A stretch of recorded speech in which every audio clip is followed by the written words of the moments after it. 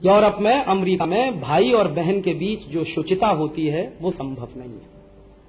मैंने दुनिया के किसी भी देश में रक्षाबंधन जैसा त्योहार नहीं देखा।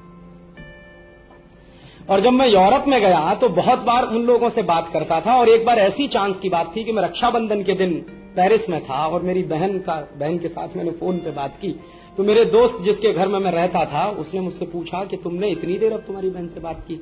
मैंने कहा आज रक्षाबंधन है। तो उसने पूछा कि ये क्या होता है। मैंने कहा तुम्हारे समझ में नहीं आएगा ये क्या। और बहुत दिन मैंने उसको सोचा कि मेरे देश के ऋषियों ने, मुनियों ने ये रक्षाबंधन क्यों बनाया। होली बनाई, समझ में आता है, उत्साह है, उल्लास है, नई फसल आती है, कटती है, होली है। दिवाली बनाई, लक्ष्मी की पूजा करनी है, घर में धान्य आना है, वो भी समझ में आता है। दशहरा है, भगवान राम ने रावण पे विजय पाई, वगैरह वगैरह। माने हर त्योहार किसी न किसी पौराणिक कथा के साथ जुड़ा हुआ है। अकेला ये रक्षाबंधन एक ऐसा त्योहार है जो किसी पौराणिक कथा से नहीं जुड़ता। तो क्यों बनाया होगा ये।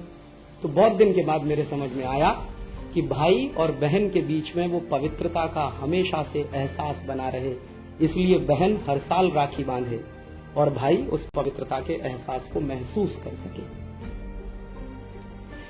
यूरोप में जब भाई बहन 15 साल से ऊपर के हो जाते हैं, 16 साल से ऊपर के हो जाते हैं, 17 साल से ऊपर के हो जाते हैं, तो वो लोग आपस में उतने ही पवित्रता का एहसास कर सकें जो हम कर पाते हैं, इसकी संभावना नहीं होती। और आप इशारे से समझ सकते हैं।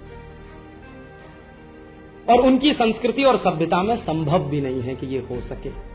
ये मेरी ही सभ्यता में संभव है कि भाई और बहन के बीच कभी भी कोई दुष्चरित्रता आने ना पाए, इसलिए हर साल वो रिपीट करती है, बहन राखी बांधती है और मैं उसकी सुरक्षा का दायित्व अपने ऊपर लेता हूं। तो ये एक एहसास दिलाने वाला त्योहार है, ये भारतीयता से जुड़ा हुआ है। अगर आप इस समाज को यूरोपियन बनाएंगे या अमेरिकन बनाएंगे तो रक्षाबंधन माइनस करना पड़ेगा, संभव नहीं है, वो चल नहीं पाएगा।